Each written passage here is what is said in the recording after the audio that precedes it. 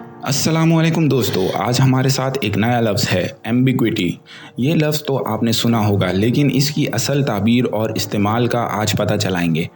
चलिए शुरू करते हैं। एम्बिग्विटी का मतलब होता है एक चीज़ या कॉन्सेप्ट जो अनक्लियर या डबल मीनिंग हो। इसका इस्तेमाल लैंग्वेज में होता है जब कोई बात या सिचुएशन दो तरह से समझाई जा सके। मान लीजिए आप किसी से मिलते हैं और वो कहता है मैं कल ज़रूर आऊँगा। अब ये एम्बिग्विटी का एक क्लासिक एग्जाम्पल है। क्या वो सच में आएगा या सिर्फ इंटेंशन है? इस सिचुएशन में क्लैरिटी नहीं है। अब हम इसको एक इंग्लिश सेंटेंस में इस्तेमाल करेंगे। Imagine you receive a message saying I might join you later. Now this sentence is ambiguous. It leaves room for interpretation. The person may join or may not.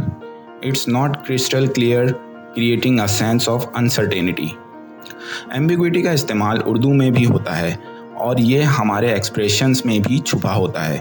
सोचिए, अगर कोई आपसे पूछे क्या आप मेरे लिए दुआ करेंगे, तो ये भी एक तरह की एम्बिग्विटी है। क्या वो स्पेसिफिक दुआ चाहिए या जनरल? तो दोस्तों, आज हमने सीखा कि एम्बिग्विटी का मतलब क्या होता है। इसका इस्तेमाल हमारे रोज़मर्रा की ज़िंदगी में भी होता है।